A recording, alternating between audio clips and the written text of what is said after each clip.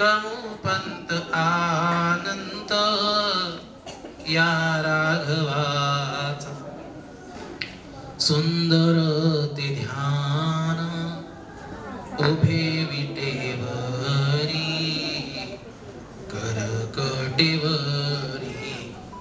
ठेवोनिया तुळशी हार गळा कासे पितांबर आवडे निरंतर हेची ध्यान मकर कुंडले तळपती श्रवणी कंठी कौस्तुभमणी विराजित तुका म्हणे माझे हेची सर्व सुख पाहिन श्रीमुख आवडीने पाहिन श्रीमुख आवडीने मुरारी जगन्नाथ नारायणा हो कृपा सागरा अच्युता माधवा मधुसूदना श्रीधरा भाग्यवंता नमस्कार हा व्यंकटेशा समर्था नमस्कार हा व्यंकटेशा समर्था नमस्कार हा व्यंकटेशा समर्था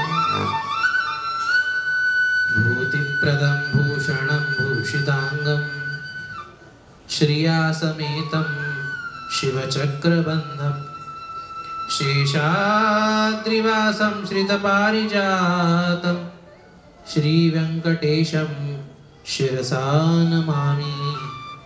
ॐ नमो जिहेरंभा सकळादि तु प्रारंभा आठवूनि तुझी स्वरूप शोभा वंदन भावे करीतसे नमन माझे हंसवाहिनी वाग्वरदे विलासिनी ग्रंथवदावया निरूपिणी भावार्थ खाणी जया माझी नमन माझे गुरुवर्या प्रकाश रूपा तू स्वामिया स्फूर्ती द्यावी ग्रंथवदावया जेणे श्रोतया सुख वाटे नमन माझे संत सज्जना आणि योगिया मुनिजना सकळ श्रोतया साधु सज्जना नमन माझे साष्टांगी नमन माझे साष्टांगी पुंडलीक वरदहरि विठ्ठल श्री ज्ञानदेव तुकाराम पंढरीनाथ भगवान की जय माऊली ज्ञानेश्वर महाराज की जगद्गुरु तुकाराम महाराज की जय संत श्री एकनाथ महाराज की जय वेंकटरमणा गोविंदा गोविंदा लक्ष्मी रमणा गोविंदा गोविंदा। भगवान की असीम अहेतुकी कृपा करुणा के फलस्वरूप दुर्लभ ऐसी श्री वेंकटेश भाव कथा भगवान ने हम सबके लिए सुलभ की है। विगत 4 दिनों से हम श्री वेंकटेश भाव कथा का दिव्य श्रवण कर रहे हैं और जैसे कि श्रोताओं ने कुछ विशेष जिज्ञासा की कि महाराज हमें वेंकटेश स्तोत्र का विशेष महात्म्य सुनना है, हमें वेंकटाचल पर्वत के ऊपर स्थित अनेक तीर्थों का श्रवण करना है। उसके अनुसार हम नानाविध तीर्थों का और श्री वेंकटेश प्राकृत स्तोत्र का महात्म्य हम श्रवण करेंगे। भगवान भगवती पद्मावती के सहित वेंकटाचल पर्वत पे निवास करते हैं वहां पे अब भगवान विराजते हैं। तो जैसे कि हमने पूर्व में सुना, पर्वत भी अति पवित्र, स्थान भी अति पवित्र, और इसलिए भगवान ने वेंकटाचल पर्वत का परम पवित्र स्थान चुना। वहां पे नानाविध तीर्थ है, कई तीर्थों का वर्णन, सैकड़ों तीर्थों का वर्णन पुराणों में प्राप्त होता है वेंकटाचल पर्वत पे। उसी में वेंकटाचल पर्वत के मुख्य तीर्थों की यदि बात की जाए तो श्री पुष्करणी तीर्थ है, श्री पुष्करणी सरोवर है, बड़ा ही पवित्र, परम पवित्र। और भगवान स्वयं जब लीला कर रहे थे प्रत्यक्ष रूप से, तब भगवान उस पुष्करणी तीर्थ में स्नान करते थे, ऐसा वर्णन है। उसी प्रकार अस्ति तीर्थ है, जिसके बारे में हमने कल सुना कि एक मृत ब्राह्मणी उस तीर्थ के जल से स्नान करने से वह मृत होने के बावजूद जीवित हो गई।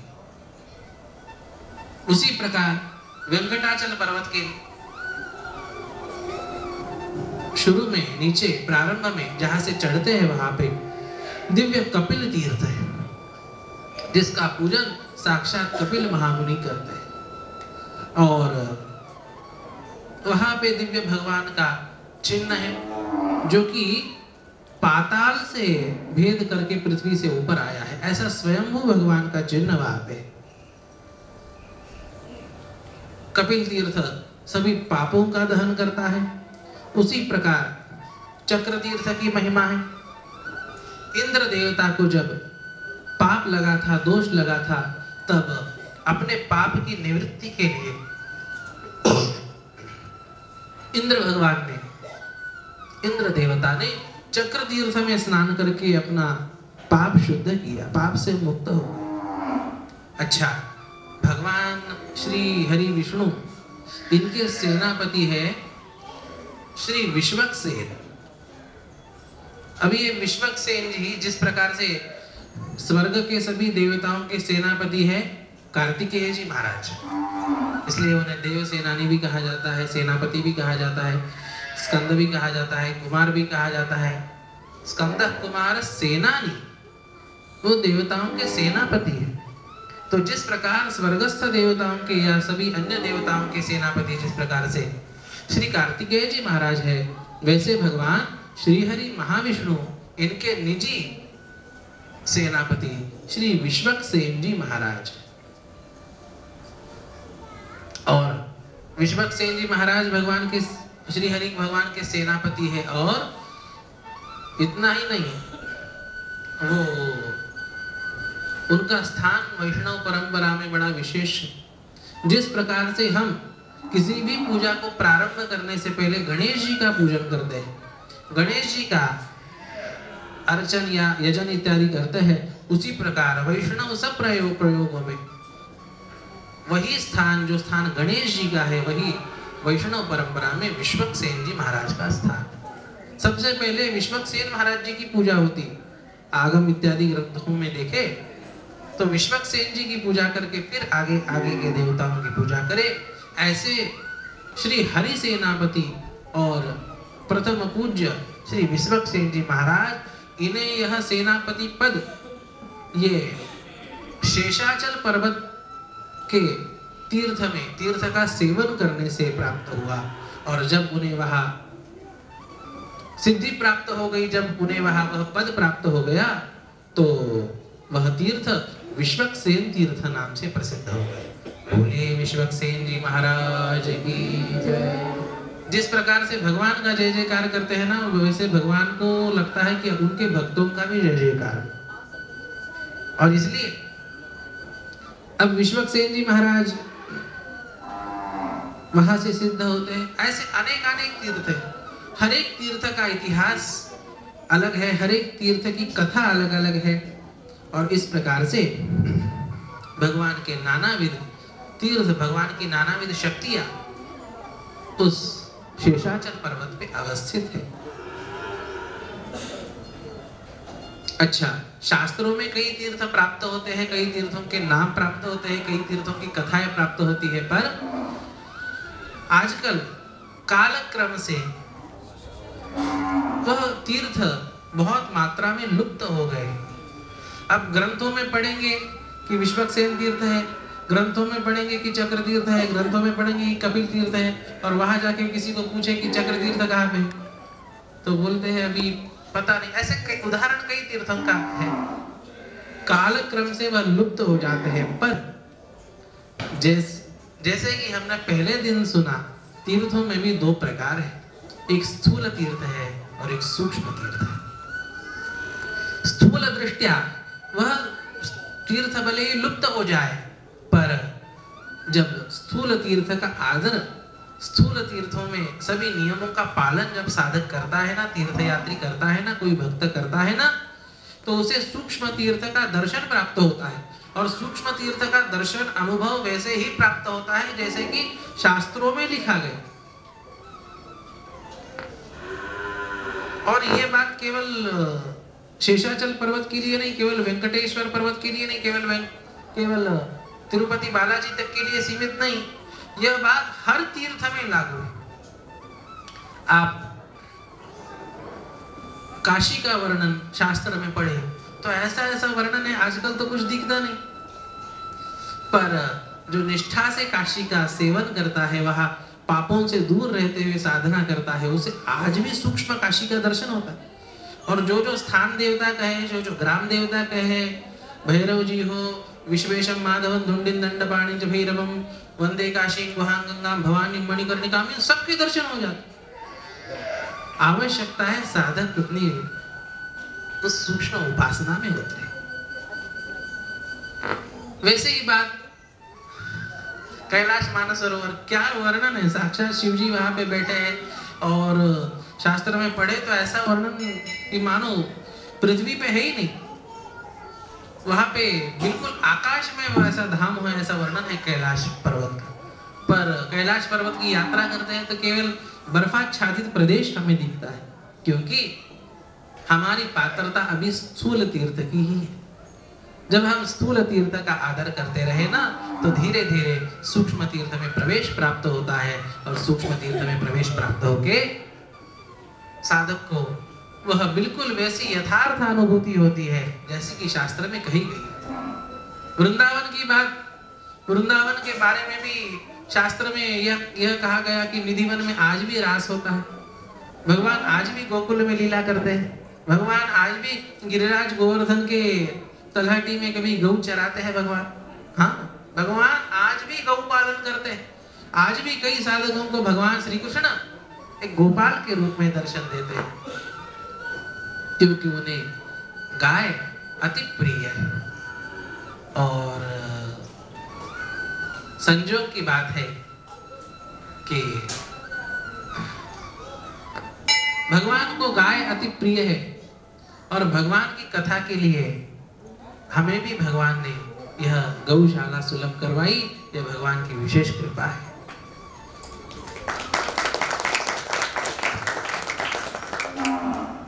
कथा हो, प्रवचन हो, कीर्तन हो, कराने के लिए कई स्थान सुलभ होते हैं, पर गोष्ठी दशगुण प्रोक्तम, गौ माता के सन्निधि में हम यदि करें तो निश्चित जानो कई गुना उसका पुण्य, 10 गुना उसका पुण्य प्राप्त होता है। कल आदरणीय हमारे श्याम गुरुनानी भगत जी ने एक याद दिलाई, बहुत महत्वपूर्ण बात है।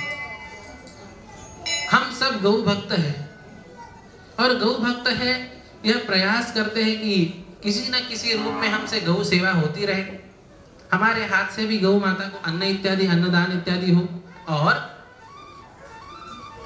यह हम सबकी पवित्र भावना होती है। पर याद रखना, हमें जो अच्छा लगे वह गौ माता के लिए अच्छा होगा ही, यह आवश्यक नहीं। कई बार ऐसा होता है कि हम अपने मन से खिलाते हैं और गौ माता को उसकी पीड़ा होती है। गौ माता को उसके कारण शारीरिक कष्ट, शारीरिक व्याधि कुछ गलत खिलाने से होती है। इसलिए आप यहाँ गौ माता को अन्न खिलाए या अन्य किसी भी गौशाला में गौ माता को अन्न खिलाए, वहाँ के स्थानिक जो भी गौशाला के प्रबंधक हैं उनसे बातचीत करके ही गौ माता को खिलाना चाहिए, क्योंकि उनके यहाँ गौ माता के वैद्य है, गौ माता के डॉक्टर है और उन्हें पता है कि गौ माता के लिए कौन सा आहार उपयुक्त है, कौन सा आहार हानिकारक है, कौन सा आहार उपयुक्त है। इसलिए गौ माता के प्रबंधकों से, गौशाला के प्रबंधकों से बातचीत करके ही यह निश्चित किया जाए कि क्या खिलाना है, क्या नहीं खिलाना। नहीं तो हम कभी भाव में आके पुण्य करने का सोचते हैं पर पाप भी पल्ले पड़ सकता है। कल की बताई बात है, किसी ने कहा कि आपके माताजी को मोक्ष मिलने के लिए आप गौ माता को पंच धातु खिलाइए। उसने आटे में मिला के पंच धातु गौ माता को खिला दी। अब गौ माता के पेट में वह धातु उन्हें कष्ट दे रहे हैं। हम करने जाते हैं पुण्य पर होता है पाप, होता है दोष। इसलिए बड़ी सावधानी से गौ माता की सेवा करें। भगवान इतने गो प्रिय है, गोपाल है, गो वत्सल है कि भगवान आज भी वृंदावन इत्यादि तीर्थों में गौ चराते हुए गोपाल के रूप में कई साधकों को दर्शन देते हैं। और वैसे ही बिभ्रद वेणुं जठरपटयो शृंगवेत्रे च कक्षे, जिस प्रकार से भागवत जी में वर्णन है, यवरहा पीडन नटवर वपुः कर्णयोः कर्णिकारम् बिभ्रदवासः कनककपिशं वैजयन्तीं च माला रन्ध्रान् वेणुरुदरसुदया पूरयन् गोपवृन्दैर् वृन्दारण्यं स्वपदरमणं प्राविशद्गीतकीर्तिः प्राविशद्गीतकीर्तिः। जिस प्रकार से भगवान का वर्णन शास्त्रों में प्राप्त होता है, भागवत इत्यादि ग्रंथों में प्राप्त होता है, संतों की लेखनी में प्राप्त होता है, उस स्वरूप में भगवान आज भी तीर्थों में, धामों में विराजमान होते हैं। आवश्यकता अपनी योग्यता, अपनी साधना, अपनी उपासना, अपनी चित्त शुद्धि को बढ़ाने की है। किसी भी तीर्थ की यही बात है। लोग प्रायः तीर्थों में जाते हैं और कहते हैं कि आजकल तो कुछ नहीं रहा जी तीर्थ। ऐसे भी कहने वाले लोग हैं कि तीर्थों में उल्टे ज्यादा पाप होते हैं। भाई तीर्थ देखो, देखने का नजरिया है। ज्यादा पाप होने पर भी पचाने की शक्ति तीर्थों में है, अपने यहाँ के सामान्य शहरों में नहीं। तीर्थ यह वास्तव में एक शक्ति केंद्र है, एक शक्ति पीठ है और इसलिए बड़े आदर पूर्वक जब हम उसका सेवन करते हैं तो निश्चित शास्त्र में जिस प्रकार से लिखा हुआ है उन सूक्ष्म और लुप्त तीर्थों का भी दर्शन होता है। कई बार तीर्थ भौतिक रूप से लुप्त है पर सूक्ष्म रूप से उनका दर्शन होता है। तो यह सब जो तीर्थ है ना, उन सब का भी अनुभव आज भी कई साधकों को होता है। एक बार हुआ ऐसे कि एक ब्राह्मण दक्षिण के ही संपूर्ण भारतवर्ष के तीर्थों की यात्रा करने के लिए निकले। तीर्थों की यात्रा करने के लिए निकले, थोड़ा सा निकले और जैसे ही वेंकटाचल पर्वत के आगे चले, हुआ ऐसे कि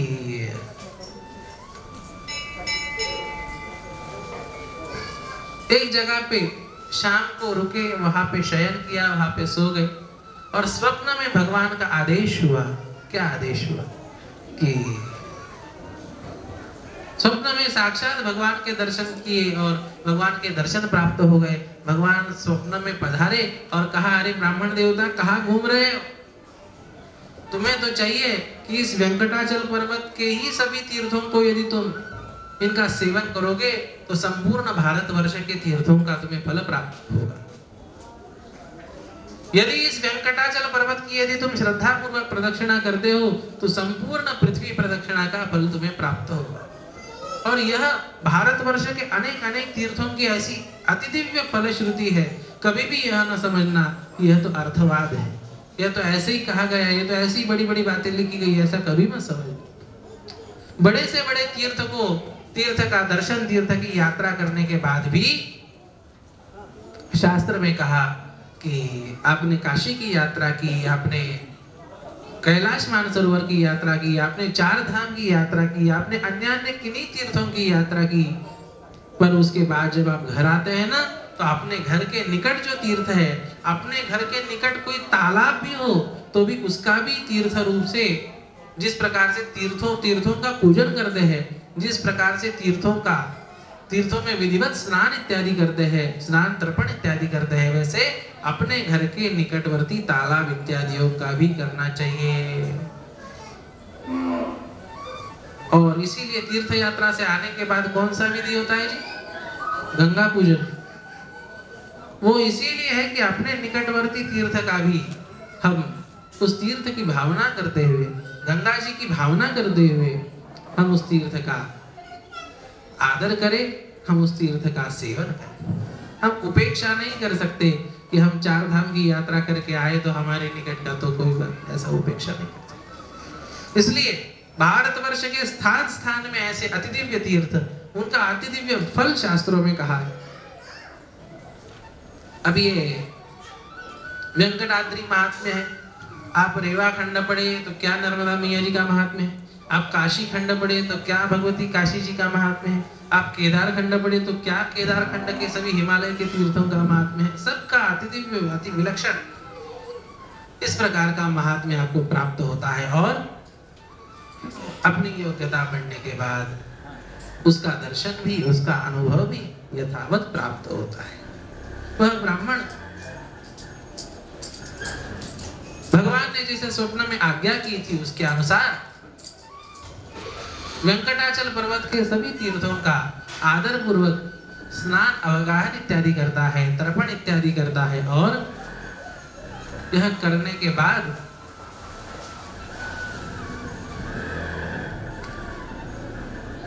उस वेंकटाचल पर्वत की सुंदर प्रदक्षिणा करता है, विधिवत प्रदक्षिणा करता है।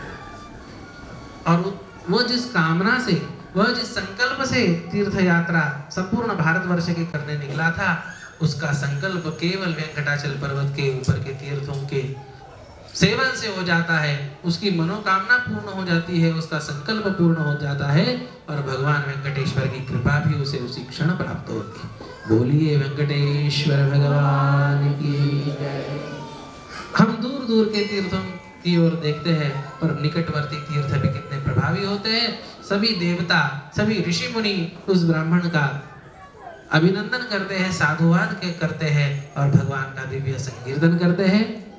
श्री वेंकटेश्वर बालाजी, जय वेंकटेश्वर बालाजी, श्री वेंकटेश्वर बालाजी, जय वेंकटेश्वर बालाजी, श्री वेंकटेश्वर बालाजी, जय वेंकटेश्वर बालाजी, श्री वेंकटेश्वर बालाजी, जय वेंकटेश्वर बालाजी, श्री वेंकटेश्वर बालाजी, जय वेंकटेश्वर बालाजी, श्री वेंकटेश्वर बालाजी, जय वेंकटेश्वर बालाजी, श्री वेंकटेश्वर बालाजी, जय वेंकटेश्वर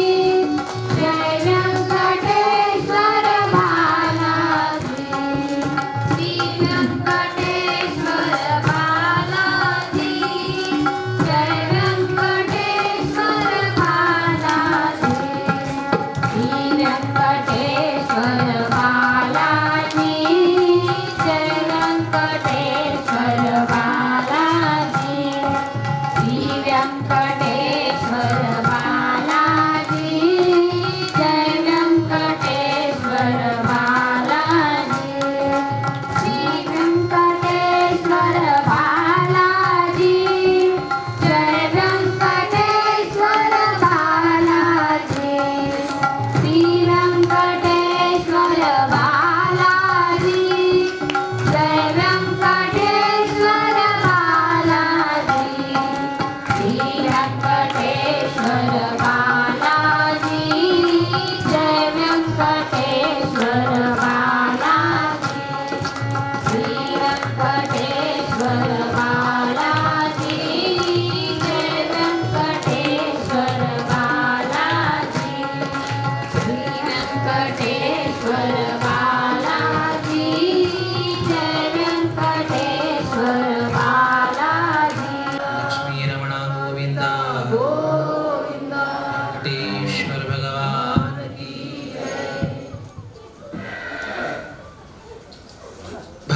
की संपूर्ण अंश कला सहित शक्ति यह वेंकटाचल पर्वत पे आज भी अनुभूत होती है। म्हणून आरती में हम गाते हैं ना, हे निज वैकुंठ म्हणून ध्यातो मी तुते, हे निज वैकुंठ म्हणून ध्यातो। ये साक्षात आपका निजी वैकुंठ है। भगवान पूर्ण अंश से, कलाओं से, शक्ति से ये वहां पे विराजमान है।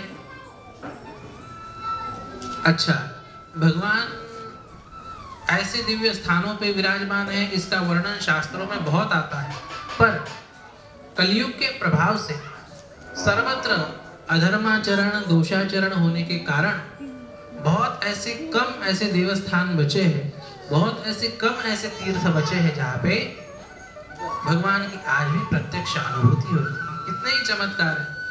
हमने पहले सुना ना, तिरुपति बालाजी के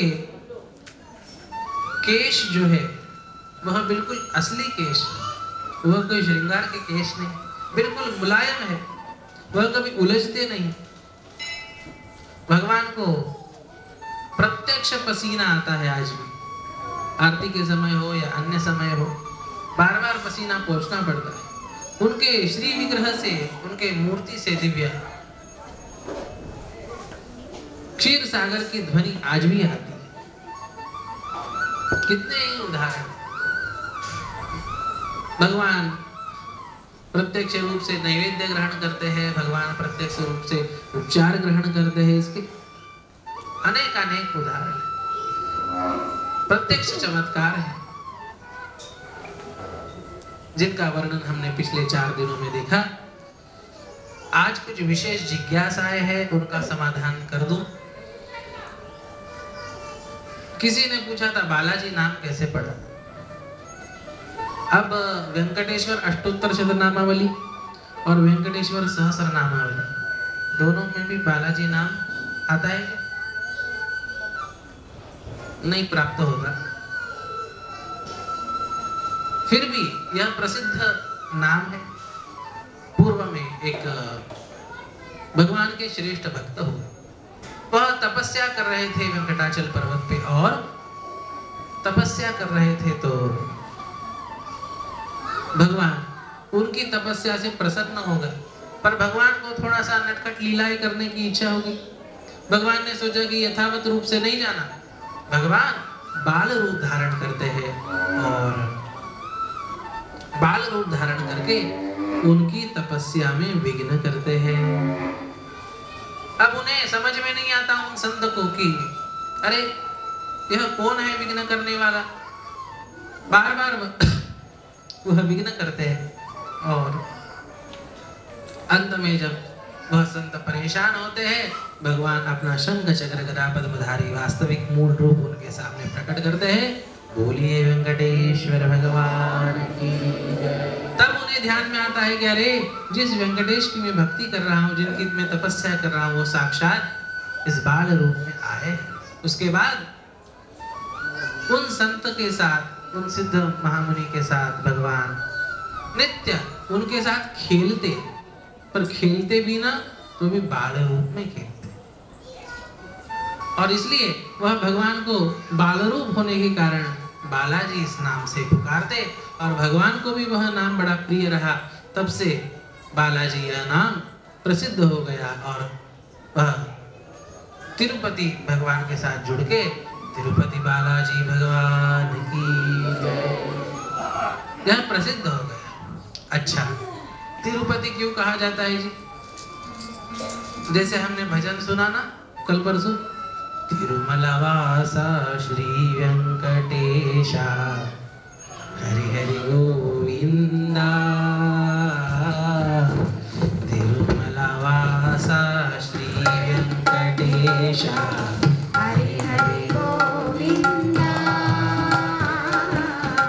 सप्तगिरुलपै विशन्निन स्वामी, कलियुग दैवमोवे बालाजी, कलियुग दैवमोवे बालाजी, तिरुमलवासा वेंकटेशा हरि हरि गोविंदा।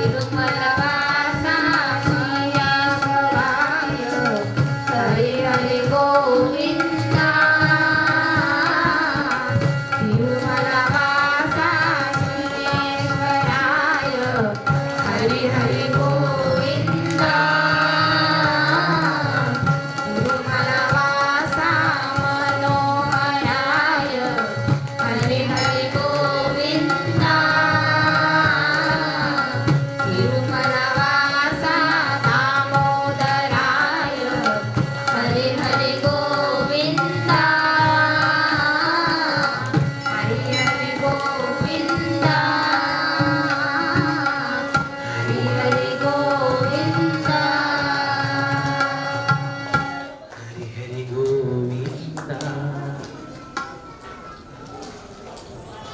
भगवान को तिरुमल कहा जाता है, तिरुमल वासी कहा जाता है। कैसा दिव्य संयोग है, भगवान का दिव्य संकीर्तन कर रहे हैं। और जब भगवान का संकीर्तन करते हैं तो ऐसा कहा है हमारे शास्त्रों में कि मद भक्ता यत्र गायन्ति तत्र तिष्ठामि नारद। जहाँ पे भगवान के भक्त गाते हैं ना, जहाँ गायन चलता है, वहाँ देवता अपने आप आके बैठते हैं।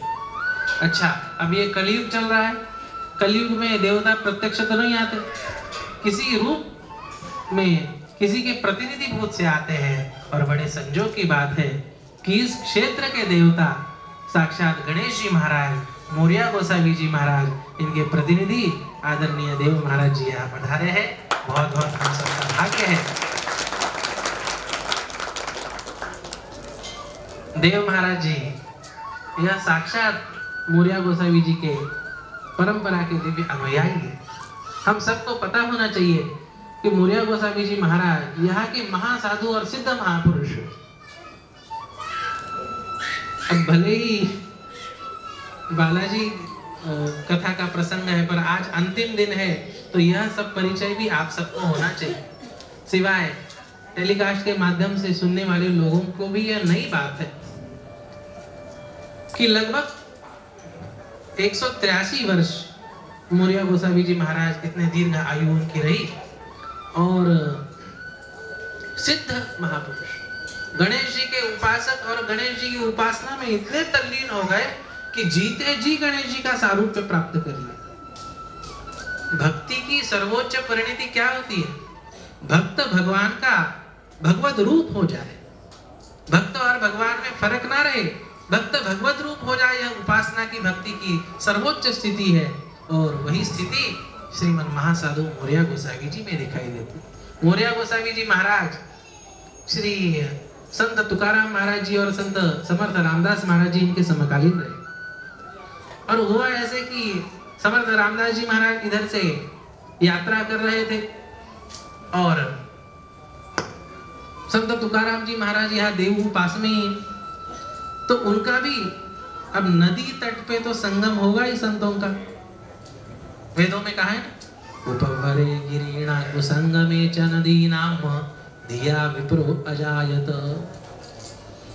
संत महापुरुष यह ध्यान के लिए, योग साधना के लिए, उपासना के लिए, भक्ति के लिए भी, भगवान का भजन करना है तो भी एकांत ढूंढते हैं।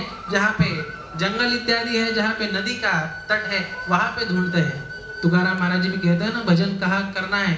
वृक्षवल्ली आम्हा सोयरी वनचरे, वृक्षवल्ली आम्हा सोयरी वनचरे। संतों को यह पर्यावरण, यह नदी, यह तीर्थ, यह वृक्ष, यह जंगल, यह एकांत, यही अपना परिजन लगता है। तीनों संत इकट्ठा हुए और तीनों ने सोचा कि अभी जो है हम सब अपने अपने इष्ट देवता को भोजन के लिए बुलाएंगे। इष्ट देवता को भोजन के लिए बुलाएंगे तो समर्थ रामदास जी महाराज ने सीताराम जी को बुलाया, भगवान को। संत तुकाराम महाराज जी ने विठ्ठल रुक्मिणी भगवान को बुलाया, विठ्ठल रुक्मिणी भगवान आ गए, सीताराम जी भगवान आ गए,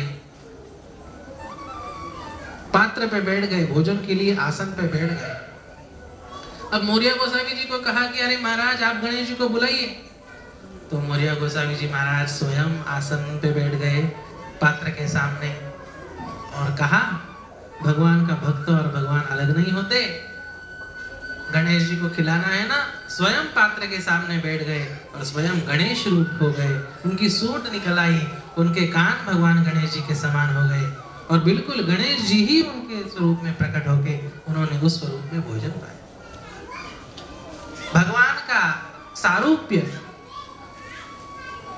शरीर पूरा होने के बाद प्राप्त तो होता ही है भक्तों को, पर सर्वोच्च स्थिति क्या है? जो जीते जी भगवान का सारूप्य प्राप्त हो ना, अपने इष्ट का सारूप्य प्राप्त हो, यह उपासना की सर्वोच्च परिणति है।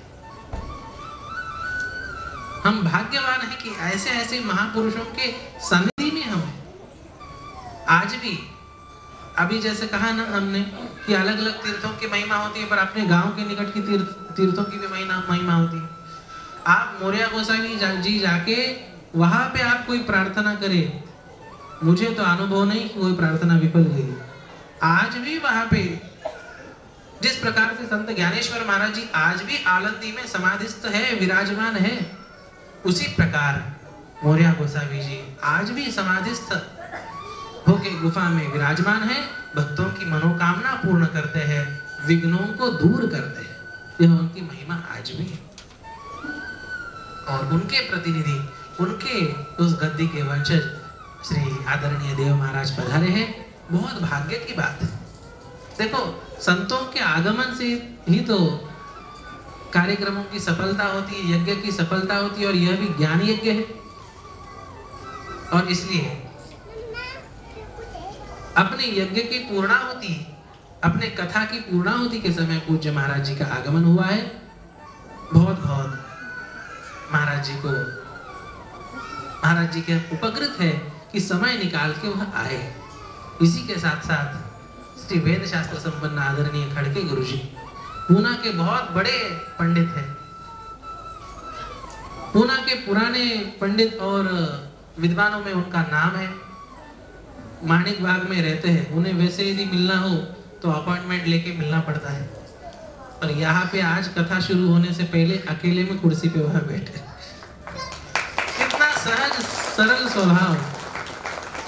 और इस माध्यम से हमें इन महापुरुषों की, इन वैदिकों का, इन संतों का दर्शन होता है। ये बड़ा भाग्य हुआ। ऐसे कि हम यह देख रहे थे कि बालाजी नाम कैसे पड़ा, ये हमने देखा। अब तिरुपति नाम कैसे पड़ा, इसको हम देख रहे हैं। वो तिरुमल अर्थात भगवान जब शुरू में वेंकटाचल पर्वत पे आए तो किस में स्थित थे? वैकुंठ से जब आए तब किस में स्थित थे? जो जिन्होंने पहले दिन से सुना है उन्हें तो पता हो। एक बांबी में स्थित, वारुळ ज्याला आपण मराठीमध्ये म्हणतो, वारुळामध्ये देव होते आधी, और उसमें छुप के भगवान बैठे थे, तो उसे तिरुमल कहा जाता है। और इसलिए वो तिरुमल अर्थात उस बांबी में निवास करते हैं, इसलिए तिरुमलावासा श्री वेंकटेशा हरि हरि गोविंदा, इन नानाविध नामों से, संकीर्तनों से भक्तगण उनका गान करते हैं। तिरुपति भगवान का बड़ा विशेष उनका महत्व है। जैसे कि उनकी उपासना यदि करे तो निश्चित मनुष्य को सभी मनोकामनाएं पूर्ण होके, सभी दुख दरिद्र से वो नष्ट हो जाता है। और हुआ ऐसे, इस कथा के लिए भी, इस कथा की ही बात बताते हैं। कई ऐसे अनुभव है, कई लोगों के अपने अपने निजी अनुभव है, पर इस कथा की ही बात बताते हैं। इस कथा की जब प्रेरणा भगवान से हुई तब कोई व्यवस्था या कोई जो है निधि संकलन इत्यादि नहीं था, पर हमने हमारे स्तर से कुछ प्रयास किए, पर फिर भी वह सफल नहीं हो रहे थे। पर जैसे ही तिरुपति बालाजी को हमने निवेदन किया कि महाराज आप कृपा करें और इसमें जो भी प्राप्त होना है उसका अंश आपके चरणों में भी पहुंचेगा, और इसलिए आप कृपा करें और हमें सामर्थ्यवान बनाए। जैसे ही यह कहा तब आदरणीय गुरुजी इत्यादियों के माध्यम से जो है सब संकलन अच्छा होने लग गया। और आज जो भी आप स्वरूप देख रहे हैं वो भगवान को बोलने के कारण ही, तभी से वही से शुरू हो गए। कहने का तात्पर्य कि भगवान को कोई अपना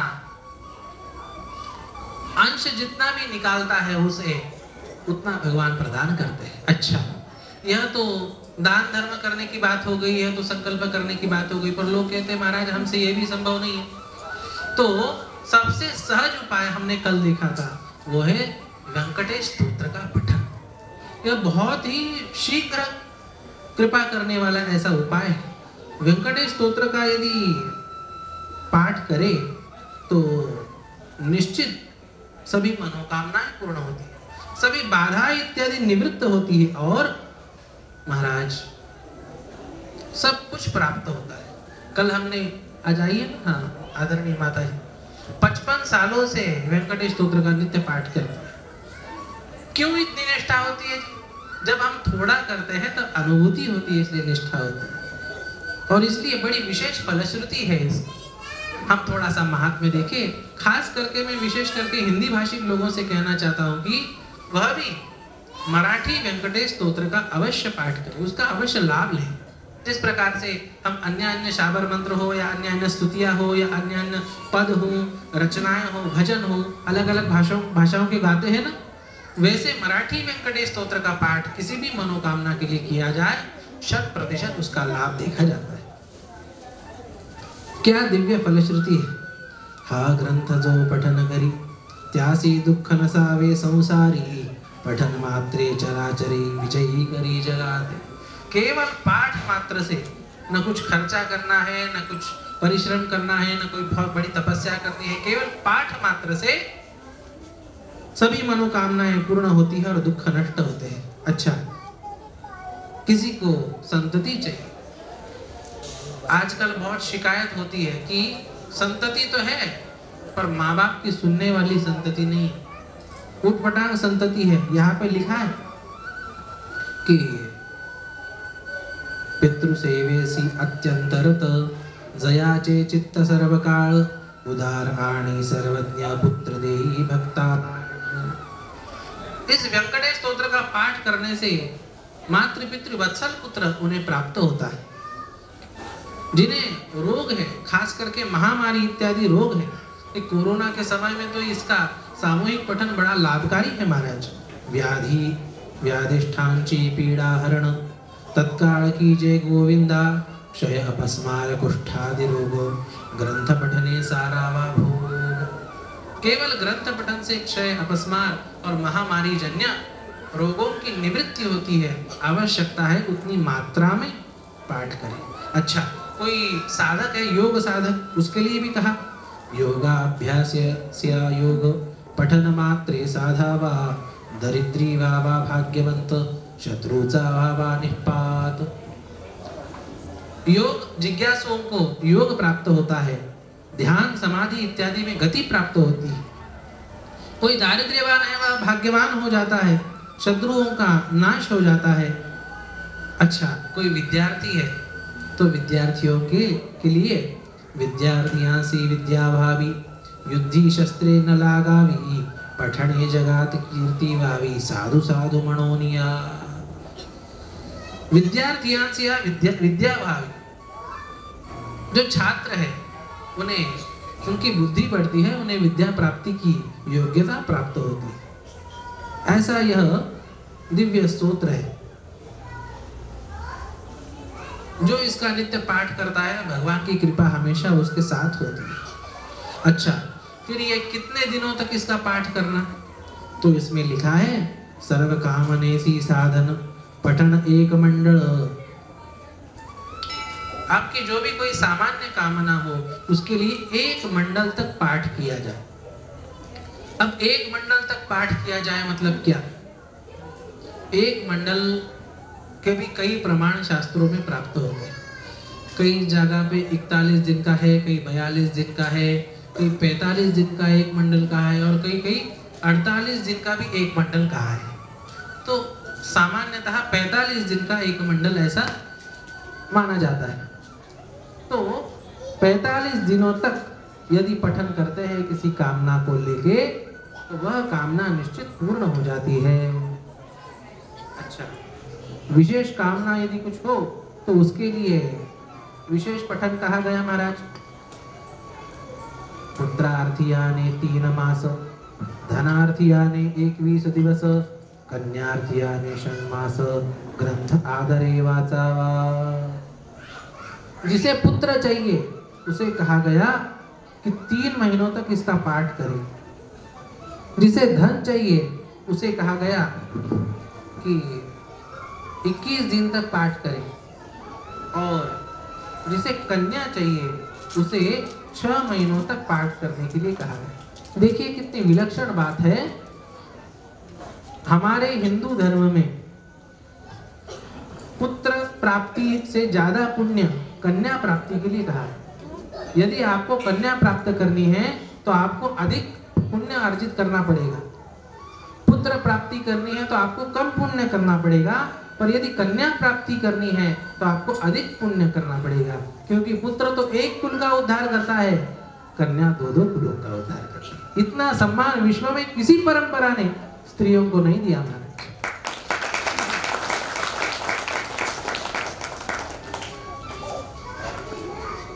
शिव पुराण इत्यादि ग्रंथों में भी ऐसी बात आ गई कि कन्या चाहिए तो अधिक तीव्र तप उपवास करने पड़े, पुत्र चाहिए तो इतना नहीं, हल्का बोलना। तो कन्या प्राप्ति के लिए विशेष पुण्य शास्त्र में बताया। तो होता ऐसे है कि जिसे पुत्र चाहिए उसके लिए 3 महीना, जिसे कन्या चाहिए उसके लिए 6 महीना,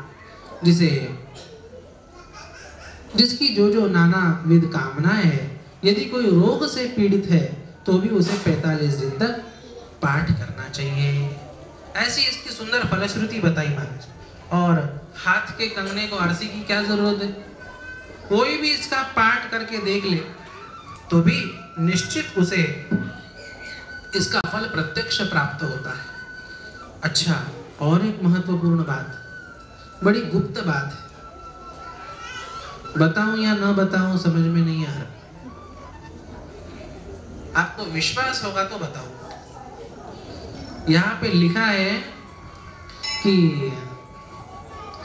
यदि कोई एकांत में मध्य रात्रि में पाठ करता है, एकाग्रचित्ते एकांति अनुष्ठान कीजिए मध्य रात्रि, बैसोनिया स्वस्थ चित्ती प्रत्यक्ष मूर्ति प्रकटेल। यहाँ पे लिखा है यदि कोई एक मध्य रात्रि में एकांत में एकाग्र चित्त से अनुष्ठान करता है, एक मंडल का मतलब लगभग 45 दिन का, रोज मध्य रात्रि में वेंकटेश स्तोत्र का पाठ करता है, तो उसके लिए कहा प्रत्यक्ष मूर्ति प्रकटेल, भगवान प्रत्यक्ष रूप से प्रकट होंगे और दर्शन देके उसकी कृपा करेंगे। वेंकटरमणा गोविंदा गोविंदा, लक्ष्मी रमणा गोविंदा गोविंदा, वेंकटेश्वर भगवान की। देखो हमारे ऋषियों ने, हमारे संतों ने कितने उपकार हैं उनके हमारे ऊपर, कि ऐसे ऐसे साधन उन्होंने हमें दे रखे हैं, बस हम उस पर ध्यान देते नहीं और हम उसका आचरण करते नहीं। यह हमारा मंद भाग्य है। और ऐसा है ना महाराज, स्वल्प पुण्यवताम ब्रह्मन् विश्वासो नहीं भजायते, जिनके पुण्य कम है ना उन्हें इस पे विश्वास भी नहीं होता।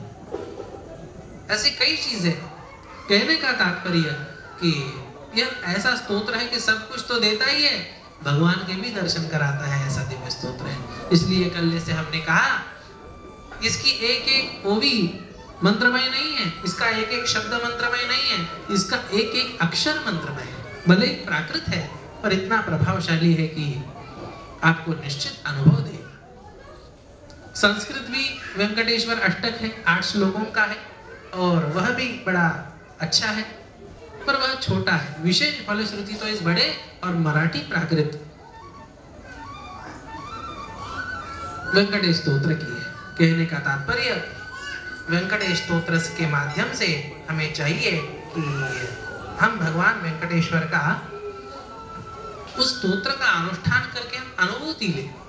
हम कह रहे हैं आप सुने, ऐसी बात नहीं, आप स्वयं अनुभूति ले सकते हैं। अच्छा, कई आधुनिक छात्रों ने पूछा महाराज हमें मराठी पढ़ना नहीं आता। अभी इंग्लिश स्कूल के, कॉन्वेंट के और खास करके आईटी लाइन के वगैरह आधुनिक पढ़े लिखे लोग हैं ना, छात्र है ना, नवयुवक है ना, तो उन्हें देवनागरी लिपि पढ़ना नहीं आता।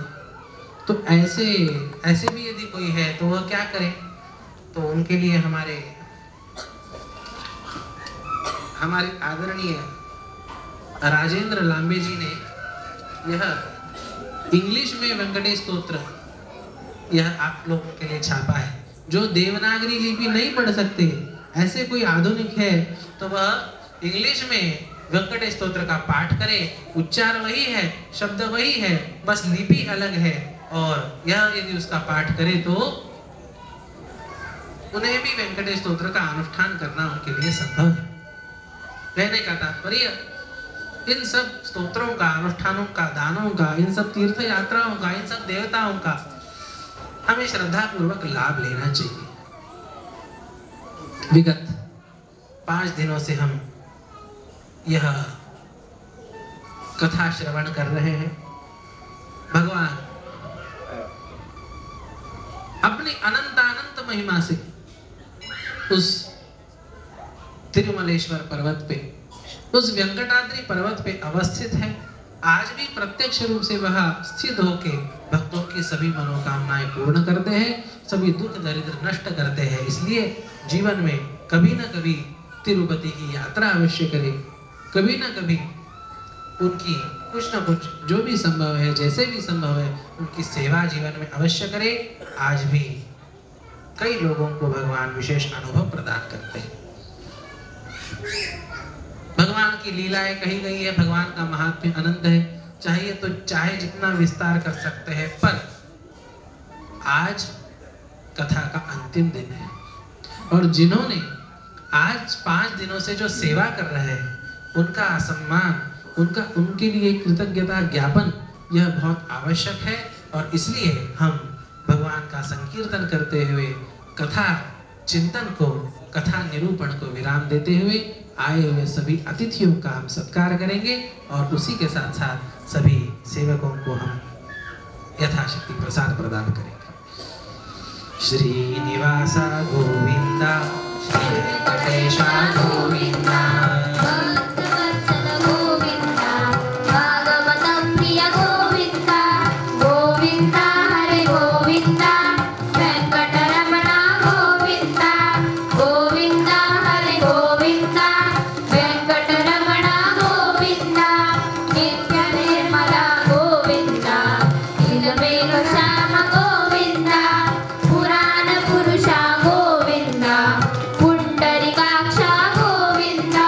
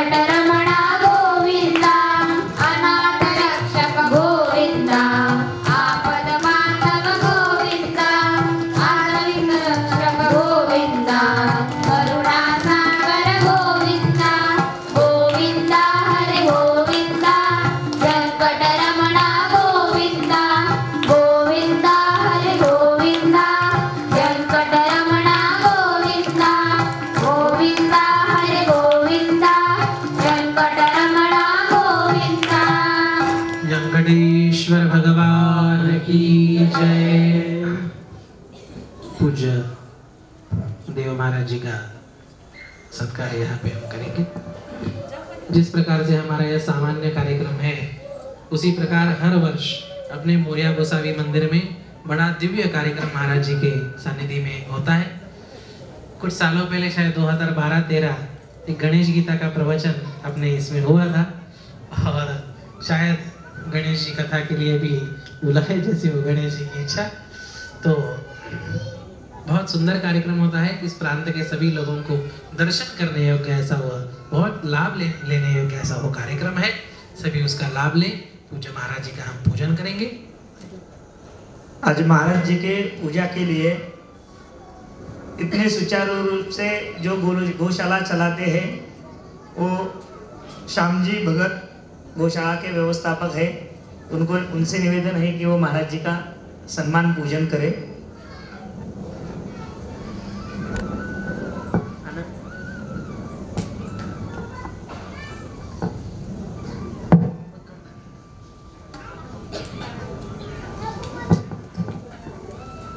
ब्रह्मज्ञानं प्रथमं पुरस्ताद्विषि माताः सूरुजो वेन आवाः सबधन्या उपमा असि अविष्ठाः सतश्च योनिमसतश्च विवाह।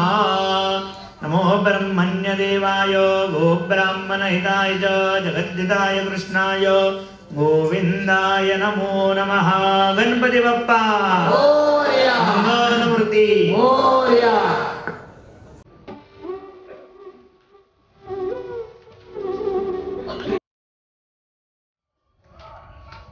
महाराज जी का यह वैराग्य, देने पर भी महाराज जी धन ग्रहण नहीं करते, क्योंकि विशेषता 2 मिनट आशीर्वाद, 2 मिनट बाद उसी प्रकार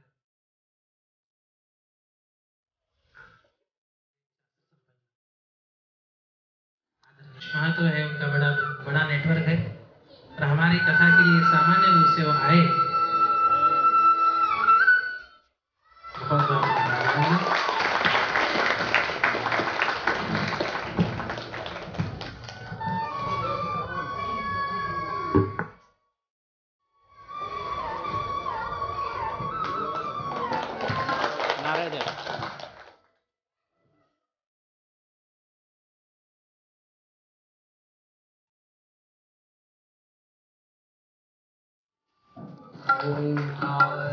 प्रधान रूप गणेशाते देवान से जन्म स्थान, देवान से जन्म स्थान। ओंकार प्रधान रूप गणेशाते, ओंकार प्रधान रूप गणेश। जिन्होंने यह कथा के लिए हमें जगह दी, गौशाला के सन्निध में, गौ देवता के सन्निध में कथा करने का सौभाग्य प्राप्त कराया, ऐसे गौशाला के व्यवस्थापक श्याम जी भगत, उनको भी यहाँ पे आमंत्रित किया जाता है महाराज जी के हाथ से प्रसाद ग्रहण।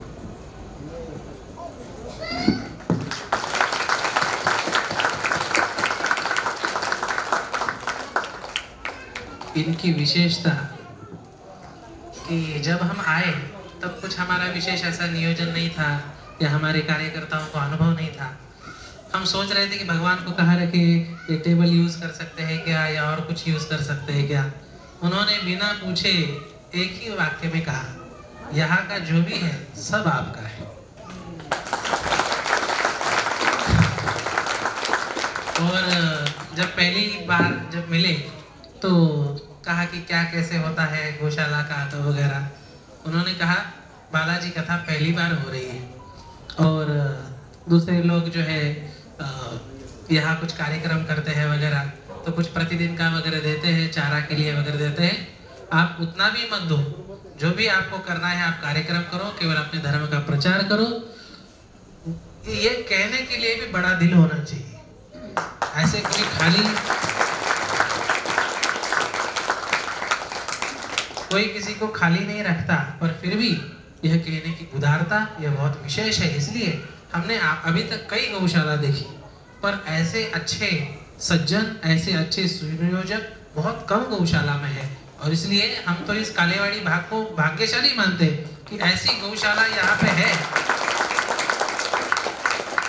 हम गायों की सेवा कर सकते हैं। महाराज, हमने आज ही सुबह जादव सर से वगैरह कहा कि अभी तक हमें गौ सेवा करनी होती तो हम गौ प्रतिशिरडी की गौशाला की करते थे या और कहीं आलंदी की गौशाला की करते थे। पता ही नहीं था कि निकट इतने सुंदर गौशाला है। पण मराठीत म्हण आहे ना, तुझा आहे तुझं पाशी बरीच जागा सकलास। तो वैसी हमारी बात है, इतनी अच्छी गौशाला निकट में है। और सबसे महत्वपूर्ण बात, इतना अच्छा स्नेहपूर्ण इनका स्वभाव है, हर एक को सहयोग करने की भावना। इनके बातों से आपको कभी भी ये नहीं झलकेगा कि कुछ व्यापारिक दृष्टिकोण है, कुछ अर्जन करने की दृष्टिकोण है, केवल सेवा और सेवा। और इन्होंने जो कल कुछ विशेष बात मुझे कही कि आपको कभी भी गौ सेवा करनी है, गौ माता को कुछ खिलाना है, तो वहाँ के संयोजक, वहाँ के व्यवस्थापक से पूछे बिना आप गौ माता को कुछ ना खिलाए। क्योंकि हमें जो चीज़ अच्छी लगती है वो गौ माता के सेहत के लिए हानिकारक हो सकती है। हर गौशाला में उनके डॉक्टर होते हैं, उनके वैद्य होते हैं, और उनकी जैसी आहार प्रणाली है उसी प्रकार से होना चाहिए। इसलिए कुछ भी खिलाना पिलाना हो तो संयोजक से पूछना चाहिए। और मैं तो सभी प्रांतवासियों से कहूँगा, यहाँ पंडित वगैरह भी है, सभी पंडितों से कहूँगा कि अपने जजमानों को गौदान के लिए, गौ सेवा के लिए इस गौशाला का रेफरेंस दे, इस गौशाला में जो है सेवा प्रदान करने के लिए कहे। और आज मैं श्याम जी को यह विश्वास देना चाहता हूँ कि यह तो शुरुआत, आगे चल के इतनी विशेष सेवा भगवान इस यहाँ पे स्थान पे कराएंगे कि गौ माता की भी विशेष सेवा होगी और भव्य यहाँ पे धर्म का कार्य होगा। बहुत बहुत आपको आशीर्वाद, भगवान आपको शक्ति दे।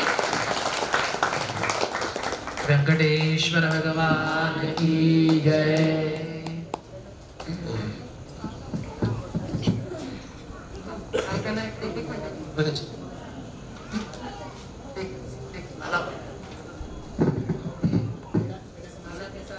बड़ी जिम्मेदारी की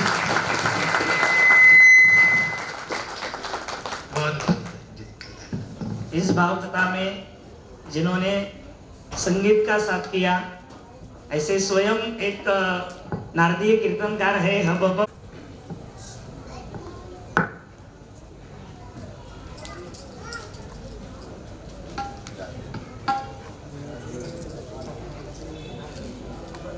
का भी ज्यादा परिचय नहीं रहा, पर अभी कुछ दिनों पहले, 2 दिन पहले शायद इस कार्यक्रम 2 दिन पहले उनके साथ भेंट हुई और इतना स्नेहपूर्ण उनका व्यवहार। और विशेष बात, यह स्वयं कीर्तनकार है। इनके साथ में कई संगीतकार ऐसे उनके हाथ के नीचे होते हैं, कई संगीतकार के आगे पीछे होते हैं, और ऐसी स्वयं कीर्तनकार हमारी कथा में यहाँ नीचे बैठ के गा रही है। ये कितनी बड़ी उनका सेवा भाव है। एक बार जोरदार तालियों के साथ इसका सेवा भाव का है। उनका स्तर बहुत बड़ा है और इसके बावजूद उन्होंने यह सेवा स्वीकार की। और ऐसे लोगों को कुछ ना कुछ एक प्रसाद के रूप में प्रदान करना चाहिए। इसलिए आदरणीय वंदना ताई कापरे, इन्हें हम यहाँ से प्रसाद प्रदान कर रहे हैं। और मैं यहाँ के लोगों से कहना चाहूँगा, कधी काही कुठलं नारदीय कीर्तन असलं की आदरणीय वंदना ताई कापरे यांना आपण आमंत्रित करा। उत्कृष्ट कीर्तन करतात। वयाच्या 12व्या वर्षापासून यांनी कीर्तन सुरू केलं आणि आतापर्यंत त्यांची कीर्तनाची तपस्या आहे।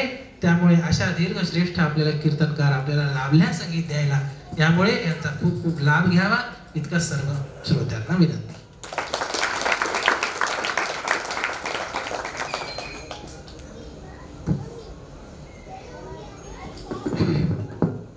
ज्यांनी या संगीतामध्ये तबलेची साथ केली, तबला साथ जिन्होंने किए, ऐसे रघुवीर जी केंच घरानों से आते हैं। संगीत के जो पुराने घराने हैं उनमें उनसे इनका संबंध है। इनकी बेटी ये अपना स्वर सीरियलों में भी देती है, फिल्मों में भी देती है, अन्य कई इसमें भी देती है, भक्ति संगीत में भी देती है। कहने का तात्पर्य कि इतना बड़ा प्रोफेशनल इतना घराना होने के बावजूद भी सीधे साधे कि कहीं सेवा का अवसर है तो पहुंच जाते हैं। बड़े लोगों का बड़प्पन उनके सरलता में होता है और यह हमें इनमें दिखता है। आपल्या भागामध्ये कधी काही तबल्याची सेवा असेल तर आदरणीय कैंजींना आमंत्रित करावं हे मी सर्वांना आवाहन करतो।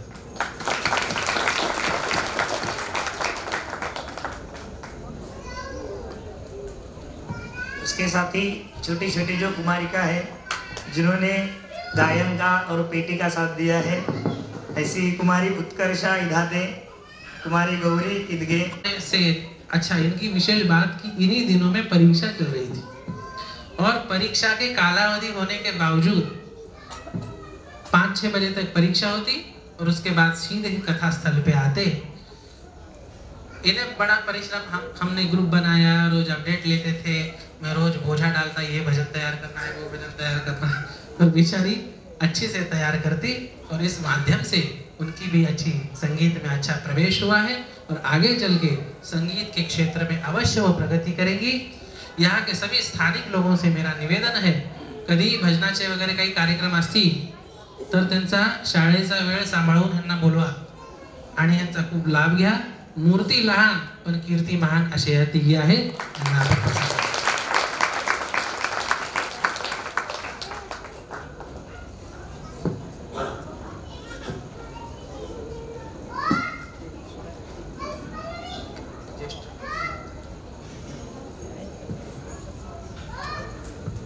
जिन्होंने हर दिन पूजा में लगने वाले फूल माला इनकी सेवा दी है, ऐसे सुनील जी पालकर आए हैं कि यहाँ पे सुनील जी पालकर, उनका भी सम्मान यहाँ पे कराना है। आलेत का पालकर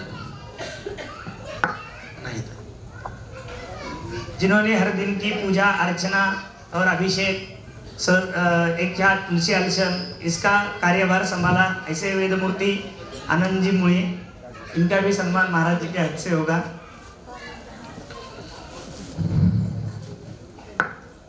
पंडित जी,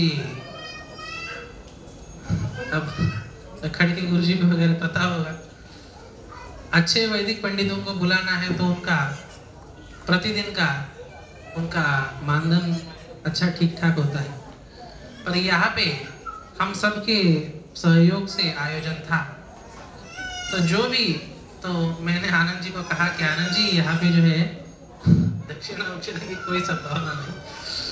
उन्होंने कहा हमें सेवा हो रही, यही बात कोई उसकी कल उनके माता पिताजी थे, उन्होंने कहा सेवा हो रही यही बात है, फिर भी वह भले ही निष्कामता से कर रहे हैं पर उन्हें कुछ प्रदान करना यह हमारा दायित्व है। आइए ऐसे वैदिकों का सम्मान करें।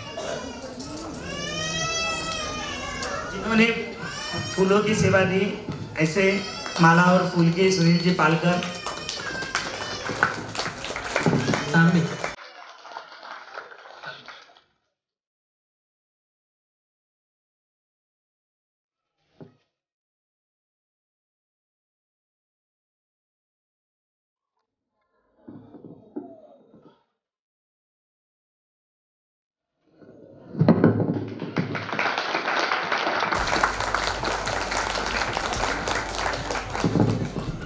चोर कहावे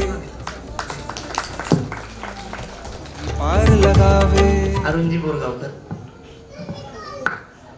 यह कथा संपूर्ण भारत में प्रसिद्ध हो इसलिए यह हिंदी में की गई और इसके साथ साथ अब उसका अच्छा टेलीकास्ट करना है तो अच्छा कैमरा इत्यादि भी होना चाहिए। अब हमारे अरुण जी भी, बोरगावकर जी भी बहुत अच्छे फोटोग्राफर है, बहुत अच्छे फोटो शूटर है और इस कार्यक्रम के लिए बिल्कुल निष्काम भाव से जो भी अनिवार्य जो कुछ है उतने में वो राजी होके सेवा भाव से अपने यहाँ पे पधारे। मैं सभी श्रोताओं से अनुरोध करूँगा, आपल्या भागामध्ये कधी काही व्हिडिओ शूटिंगचं काम असेल, कधी काही व्हिडिओ रेकॉर्डिंगचं लग्नाचं काम असेल, कुठल्या कार्यक्रमाचं काम असेल, अरुण बोरगावकर जी अत्यंत उत्कृष्ट व्हिडिओ शूटिंग करतात, यांचा आपण जरूर लाभ घ्यावा, यांना आपण प्रसाद देऊया।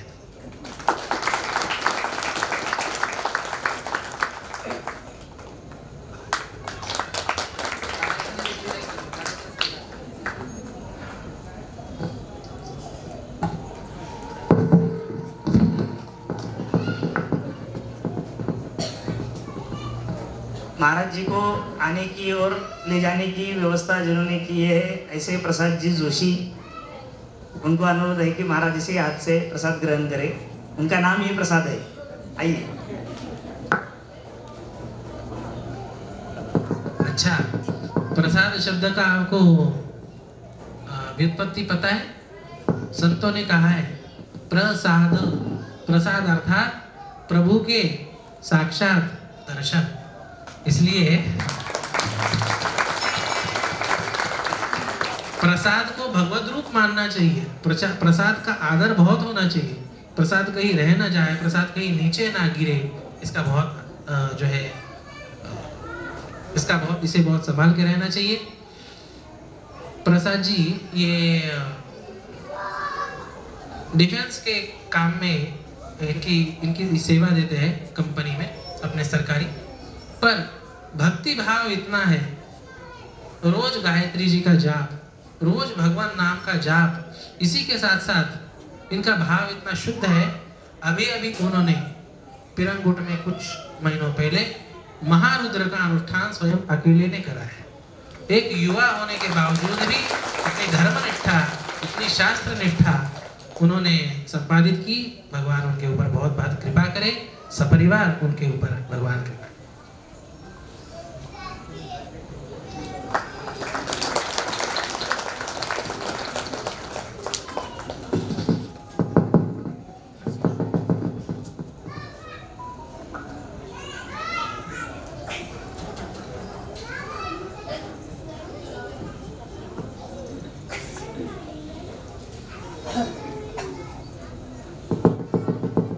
आदरणीय श्री विष्णु जाधव जी कृपया ऊपर आए। विष्णु जाधव जी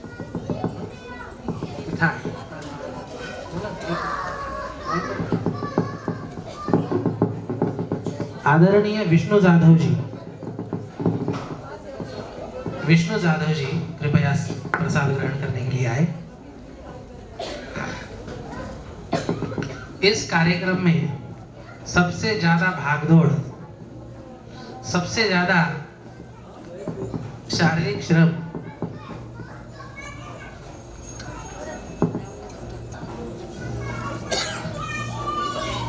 और बिल्कुल भगवत सेवा के भाव से सर्वाधिक भागदौड़ करके जिन्होंने सेवा की है वो आदरणीय श्री विष्णु जाधव जी है। यह इतना भगवत सेवा का भाव है इनका कि जब मैंने पहली बार कहा कि ऐसा ऐसा करना है, उन्होंने कहा कौन जाइल बाबा देव करूंगे तो कहीं काळजी ना करा। इतना आत्मविश्वास, भगवान में इतनी श्रद्धा, भगवान में इतना स्क्रैप का काम करते हैं पर अपने सनातन संस्था से जुड़े हुए हैं।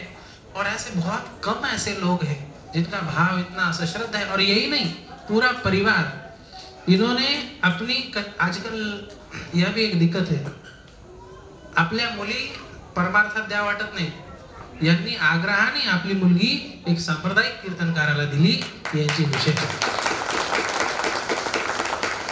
आपला धर्म जगला पाहिजे, आपली परंपरा जगली पाहिजे, ही धर्मनिष्ठा या लोकांमध्ये आणि असे सेवाभावी लोक आहेत म्हणून असे कार्यक्रम होतात। आणि म्हणून मी सर्वांना आग्रह करेल की आदरणीय जाधवजी हे खूप सक्रिय कार्यकर्ते, कुठलंही काम असलं आपलं समजून करतात आणि त्यामुळे भगवंताची यांच्यावर विशेष कृपा राहो, गुरुदेवांची विशेष कृपा राहो आणि व्यंकटेश्वर बालाजी यांच्यावर निश्चित आशीर्वाद वर्षाव करतील।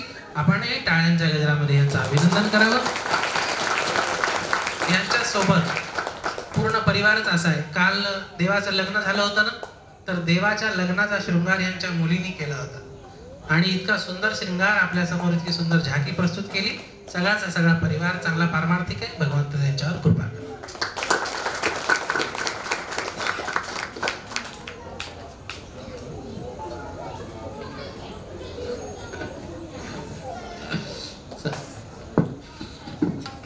इसी के साथ साथ देखो, बहुत लोगों को बुला के हर एक का सम्मान करने की इच्छा होती है, पर समय के अभाव होने के कारण आज हमें, अभी यहाँ भंडारा है, महाप्रसाद है, तो कम समय में जल्दी से जल्दी पूरा करके फिर यहाँ पे महाप्रसाद शुरू होना है। खड़के गुरु जी को लगा होगा आए हम 10 मिनट कथा सुने और उसके बाद तुरंत सम्मान शुरू हो गए। कहने का तात्पर्य अंतिम दिन में यही सब होता है और इसलिए यह बहुत आवश्यक है, पर समय की सीमा होने के कारण हर एक को स्टेज पे बुला के सत्कार यह आवश्यक नहीं होता। इसी के साथ साथ हमारे सभी जो अन्य भी कार्यकर्ताएं हैं उनका भी हम नामोल्लेख करेंगे, उन्हें भी हम जानेंगे और उनकी भी यह भावना है कि उन्हें स्टेज पे आने की उनकी इच्छा नहीं है, इसलिए उनका हम नामोल्लेख करेंगे। सबसे पहले आदरणीय हमारे श्री राम गुरु जी बहुत अच्छे वैदिक विद्वान हैं। इसके साथ साथ इस कोषाध्यक्ष श्री दिलीप जोशी जी, सुमंत बापू जी कुलकर्णी, बहुत बहुत एक बार जोरदार तालियों के साथ पीछे बैठे। और आप जब आते हैं तब आपका स्वागत जो रंगावली से होता है ना, कितनी सुंदर रंगावली होती है, वो कौन बनाता है? तो हमारी देवसटवार मैडम है और वह रोज इतनी सुंदर रंगावली बनाती है और उनके उस सुंदर कलाकृति को देखते हुए आते ही सबका मन प्रसन्न हो जाता है। एक बार बहुत जोरदार तालियां उनके लिए। आदरणीय हरिभाऊ कुलकर्णी और जाधव सर के साथ साथ अघोर शास्त्री यह भी रोज भ्रमण करते थे, पर संजोग की बात कुछ दैव प्रारब्ध है ऐसा कि उनके बहन के स्वामी पतिदेव उनका अकस्मात निधन हो गया, इसलिए उन्हें गांव जाना पड़ा। वो वहां पे व्यस्त है, पर हम भगवान से प्रार्थना करते हैं कि उन्हें भी, उनकी आत्मा को भी शांति प्राप्त हो और अघोर जी को भी यहाँ से व्यासपीठ से आशीर्वाद है। इसी के साथ साथ हमारे चिंचवड़ के शिंदे जी और गौशाला के सभी कार्यकर्ता, अभी केवल श्याम भगत जी और उसके साथ साथ हमारे माइक सिस्टम वाले को बुलाए, पर ये बाकी के भी जो कार्यकर्ता है ना, बहुत अच्छे सेवा भाव से काम करते हैं। इन्हें भी जो है बहुत बहुत आशीर्वाद भगवान के, बहुत बहुत जो है इन्हें कृपा भगवान की प्राप्त होगी। और सबसे अंत में और महत्वपूर्ण, आप सब श्रोता वृंद, वक्ता तो वक्ता जिनो है श्रोते विण, ज्ञानेश्वर माऊली कहते हैं ज्ञानेश्वरी मध्ये, वक्ता तो वक्ताच नाही जर श्रोते नसतील। आणि म्हणून तुमचं एकदा खूप खूप अभिनंदन। एक आता आपण आज हा कार्यक्रम संपला, माहित नाही कधी भेटूया, तुम्हालाही रुक रुक जाणवेल। रोज 5 दिवस 5 वाजले की धावपळ निघाली, कथेला जायची मनाला, आणि आता 6व्या दिवशीपासून ती रुकरुक राहील आणि म्हणून आम्हाला सुद्धा तुमची खूप आठवण येईल। ह्याच भावाचं एक विदाई गीत आहे, आपण ते सर्व श्रवण करूया आणि त्याच्यानंतर पुढच्या कार्यक्रमाला लागूयात। हम कथाकार आज बिता हो रहे हो, हम कथाकार आज बिता हो रहे हैं। मिलन 5 दिन का हमारा तुम्हारा, मिलन 5 दिन का हमारा तुम्हारा, छूटे नहीं है प्यार तुम्हारा। मानो सही तुमको बतला रहे हैं, मानो सही तुमको बतला रहे हैं, हम कथाकार आज विदा हो रहे हैं। हम कथाकार विदा हो रहे हैं। याद तुम्हारी हमको घर आएगी, याद तुम्हारी हमको घर आएगी। प्यार मिला था कितना तरसाएगी, प्यार मिला था कितना तरसाएगी। आत्मा की बात तुमको बतला रहे हैं, विदा हो रहे हैं। विदा हो रहे सभी श्रोताओं सदा खुश रहना सभी श्रोताओं सदा खुश रहना भूल हुई जो उसे माफ करना। बहुत संभावना है 3-5 दिनों में कुछ भूल हमसे हुई हो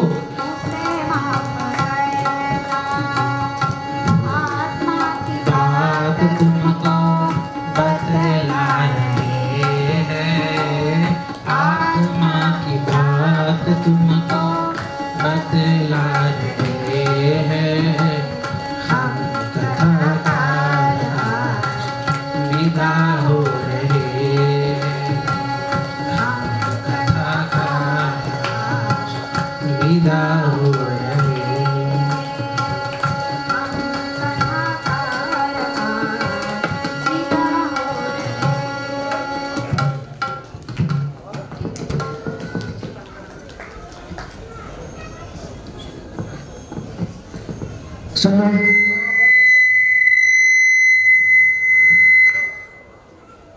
सुनीलजी पालकर आणि खरोखर म्हणजे प्रणव गुरुजी हे साधं व्यक्तिमत्व नाहीये. मी तुम्हाला खरंच सांगतो की त्यांच्या इतकी तपश्चर्या कुणीही करू शकत नाही आणि इतकं त्यांचं सामर्थ्य आहे. म्हणजे त्यांनी अनुष्ठान गायत्रीचं नर्मदेची प्रदक्षिणा किंवा अशा ठिकाणी नुसत्या दुधावर 12-12 वर्ष अनुष्ठान करणं हे सोपं नाहीये. आणि इतकी तपश्चर्या त्यांनी केलेली आहे. फक्त त्यांच्या अंतःकरणात एक खूप भगवंताबद्दल भक्ती आहे, खूप भगवंताबद्दल प्रेम आहे आणि त्यामुळं त्यांना असं वाटतं की ज्ञानदान आपण करावं, जास्तीत जास्त लोकांना आपल्याला कसं ज्ञान करता येईल. आणि ह्या पाठीमागं त्यांचा काहीही स्वार्थ नाहीये. म्हणजे आज आपण बघतो की कथा प्रवचन की लोक त्या ठिकाणी गेल्यानंतर विचारतात की किती दिवसाचं नियोजन आहे, काय दक्षिणा मिळेल, काय कसं मिळेल. पण ह्या सगळ्या कथेसाठी प्रणव गुरुजींचा परिवार, आई वडील, त्यांची धर्मपत्नी हे सगळे इतक्या मनातनं सेवा करतात आहे. आणि मी म्हणतो की आपलं सगळ्यांचं इतकं थोर भाग्य आहे की आपल्याला ही सगळी कथा इतक्या सोप्या भाषेत ऐकायला भेटली. असं आहे की प्रत्येकावर लक्ष्मीची कृपा त्याच वेळेला होणार आहे की ज्या वेळेला आपल्या घरावर विष्णूची कृपा होणार आहे. आपल्याला जर कोणाची काही असेल कृपा तर पहिल्यांदा आपल्याला विष्णू पण आपल्याकडे पाहिजे. आणि त्या ठिकाणी आपण 5 दिवस ह्या कथेचं श्रवण केलं आणि आपण मी सगळ्यात तुमच्या वतीनं की प्रणव गुरुजीचे खूप आभार मानतो की त्यांना असं वाटलं की आपल्यासाठी कथा करावी. आणि मी तुम्हाला खरंच सांगतो की 5 दिवस मी उपस्थित राहणार होतो, पण मला इतकी थंडी वाजून येत होती. आणि कालपासून मला जरा तब्येत चांगली झाली, म्हटलं आज जायचं म्हणजे जायचं, काही झालं तरी जायचं. आणि म्हणून त्यांना सांगितलं की मी येणार आज, तुम्ही काही काळजी करू नका. आणि मी खास याच्यासाठी येणार की मला तुमच्या सगळ्यांचं दर्शन घ्यायचंय, की गुरुजींचं घ्यायचं आणि कथा ज्यांनी ऐकली त्यांचं पण घ्यायचंय. की तो आपण खूप मोठे भाग्यवान, थोर भाग्यवान की त्या भाग्याने आपल्याला व्यंकटेशाची इतकी चांगली कथा ऐकायला मिळाली. आणि आज मी तुमच्या सगळ्यांच्या वतीने प्रणव गुरुजीचा सत्कार करणार आहे. आज आपण ही कृतज्ञता म्हणून आपण त्यांच्या चरणी नतमस्तक होऊन आपण त्यांचा सत्कार करू.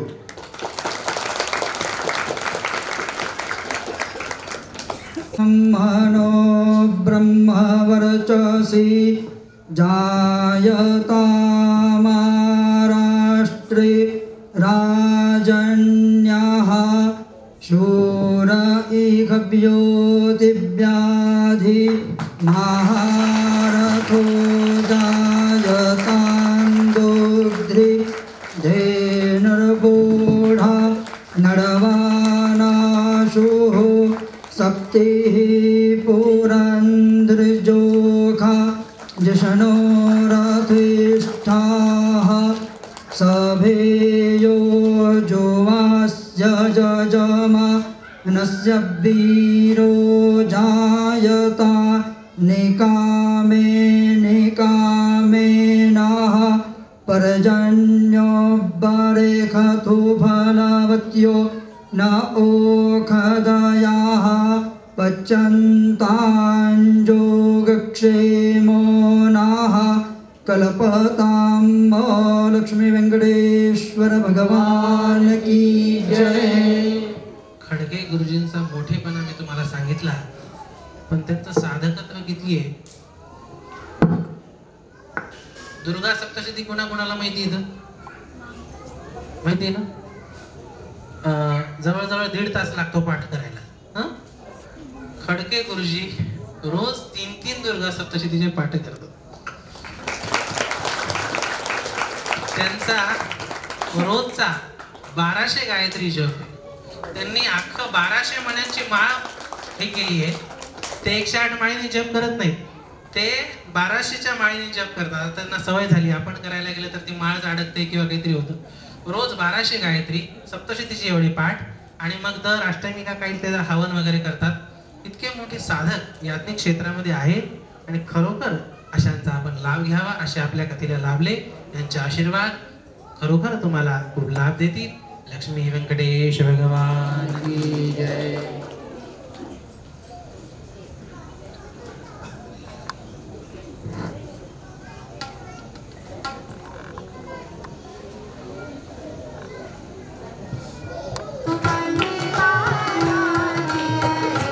व्यंकटेश हरे श्रीनिवास हरे जय जय तिरुपति बालाजी हरे. व्यंकटेश हरे श्रीनिवास हरे व्यंकटेश हरे श्रीनिवास हरे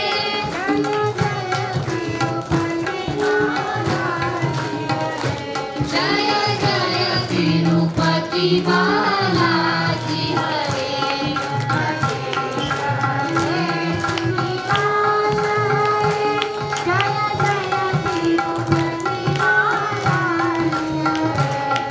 व्यंकटेश हरे श्रीनिवास हरे जय जय तिरुपति बालाजी हरे.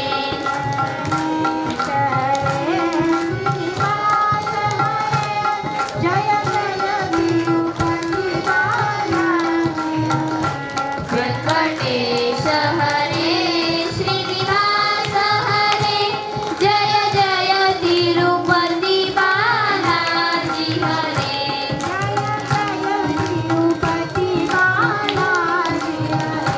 जय जय तिरुपति बालाजी हरे.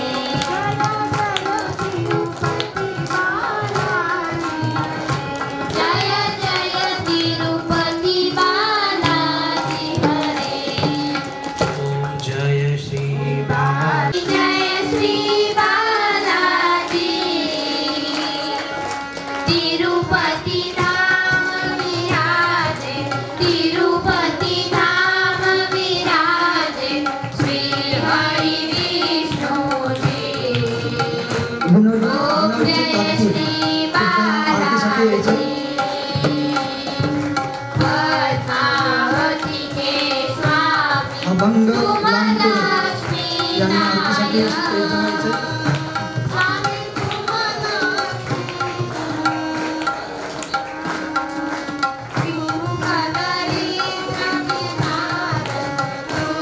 श्रीमती नीलकणे यांनी आरतीसाठी स्टेज जवळ यायचे. श्री सुरेशजी अनंतकर. राम कृष्ण प्रभु तुम हो दानव संहारी, स्वामी दानव संहारी. कोटि ब्रह्मांड नायक, कोटि ब्रह्मांड नायक, शंख चक्रधारी. ओम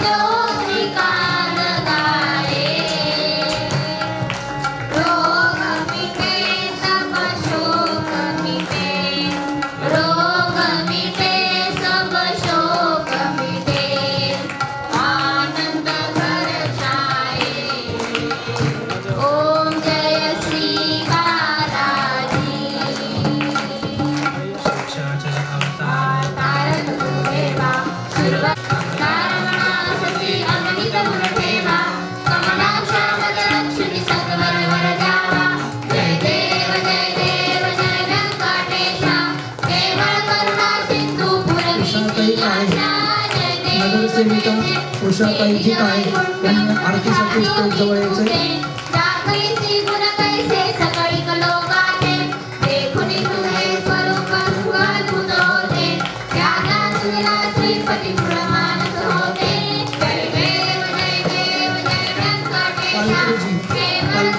यांनी पण आरतीला स्टेज जवळ यायचं.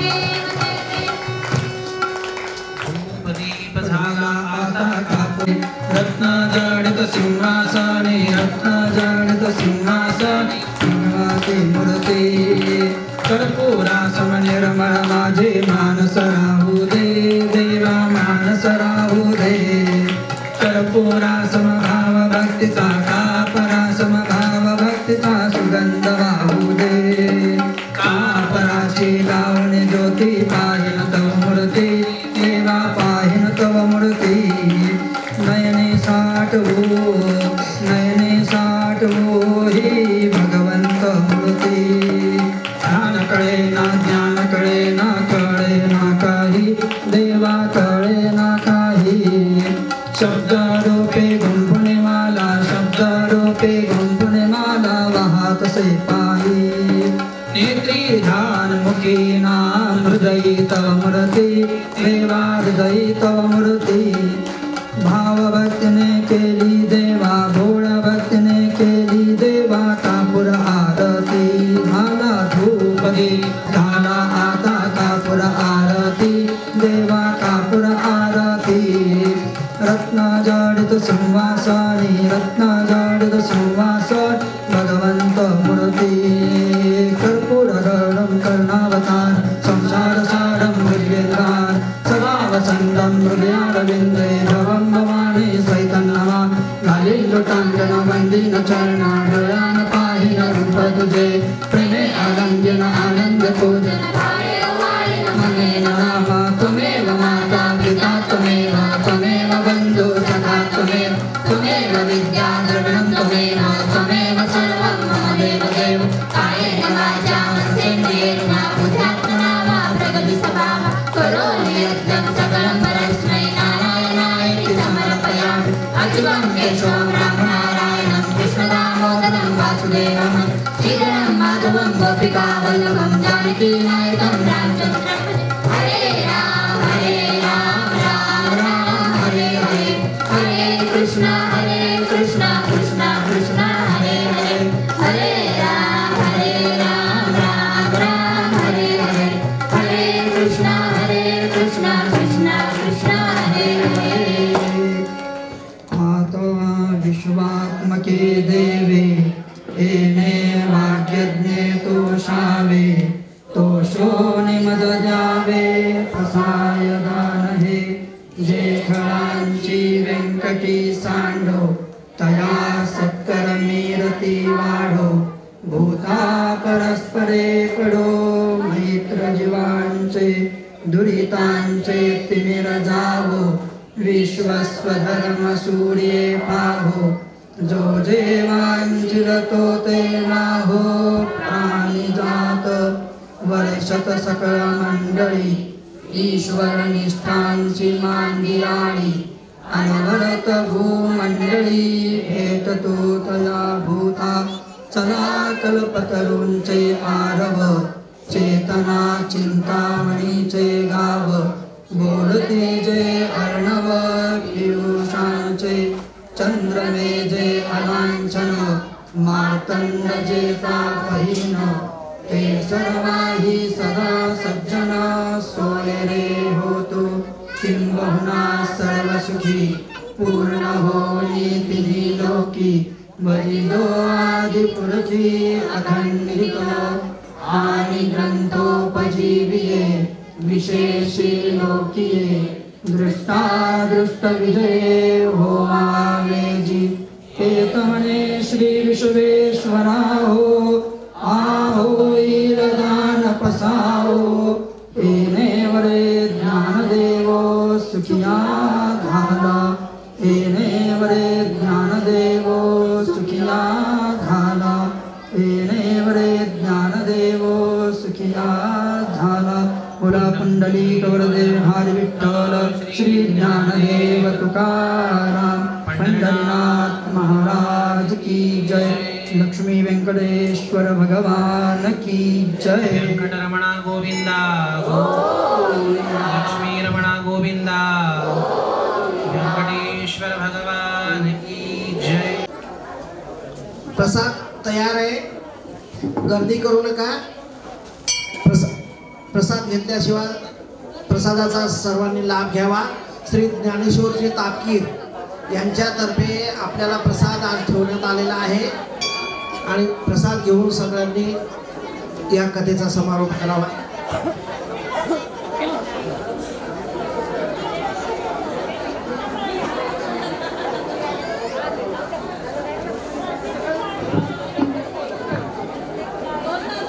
लक्ष्मण भाऊ जगताप यांच्या वाढदिवसानिमित्त आज ज्ञानेश्वरजी तापकीर आणि विनोदजी तापकीर या दोघांनी मिळून प्रसादाचं आयोजन केलेलं आहे। तरी सर्वांनी प्रसादाचा लाभ घेतल्याशिवाय कृपया जाऊ नये। प्रथम लेडीज बसतील।